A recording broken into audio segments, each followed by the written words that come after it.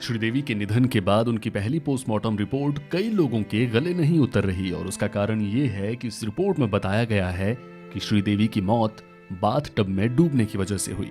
अब लोग इस बात को पचा नहीं पा रहे कि आखिर बाथटब में डूबकर कोई कैसे मर सकता है। आपके इसी शक को दूर करने के लिए ये है खास रिपोर्ट जिसमें पता चलेगा कि बाथटब में डूबकर भी किसी का देहांत हो सकता है। नमस्कार, मैं हूं अभिषेक, स्वागत है आप सभी का हमारे YouTube चैनल पर। जब से श्रीदेवी के निधन को लेकर ये बात सामने आई कि उनका निधन बाथटब में डूबने की वजह से हुआ, तो सबके जहन में यही सवाल उठा कि तकरीबन 1.5 फुट के बाथटब में कोई कैसे डूबकर मर सकता है। दरअसल उस रिपोर्ट में श्रीदेवी की मौत की यही वजह बताई गई है। पर जनाब, भले ही भारत में ऐसा ना होता हो, लेकिन मेडिकल इस बात को मानता है, इस तथ्य की पुष्टि करता है कि बाथटब में डूबकर मृत्यु हो सकती है। इसीलिए अमेरिका और जापान जैसे मुल्कों में ऐसी घटनाएं बहुत ज्यादा देखने सुनने को मिलती हैं और इस पर डिटेल रिसर्च कर रखी है अमेरिका और जापान ने।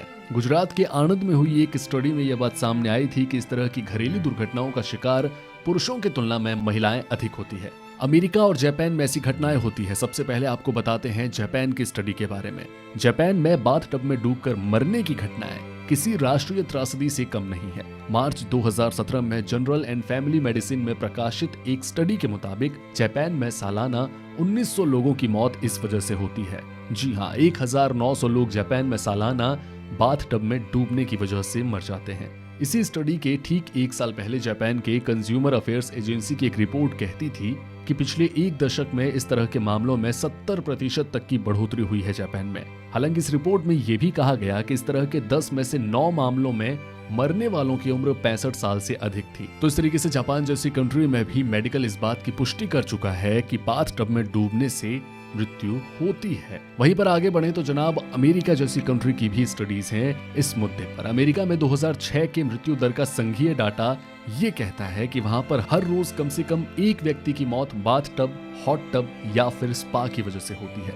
इस तरह के मामलों में ये भी देखने को मिला है कि अल्कोहल या ड्रग्स लेना इसकी एक बड़ी वजह है। अमेरिका के अटलांटा स्थित सेंटर फॉर डिसीजेस कंट्रोल ने 2015 में इस बारे में एक विस्तृत डेटा जारी किया जिसमें बताया गया कि बाथरूम में लगी चोटों के कारण 15 साल से अधिक उम्र के 2 लाख से भी ज्यादा लोग अस्पतालों के इमरजेंसी रूम में पहुंचे। इनमें से तकरीबन 14% को अस्पताल में भर्ती करने की जरूरत पड़ी। इनमें से अधिकांश हादसे नहाने के दौरान हुए।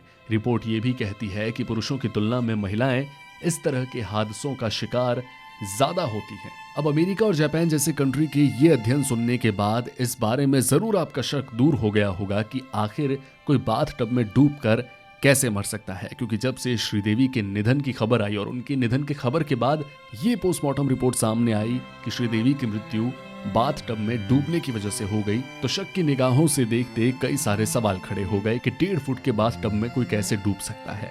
हाल फिलहाल श्रीदेवी के आकस्मिक निधन की जांच जारी है और मुंबई में इंतजार है उनके पार्थिव शरीर का। इस वीडियो में फिलहाल इतना ही।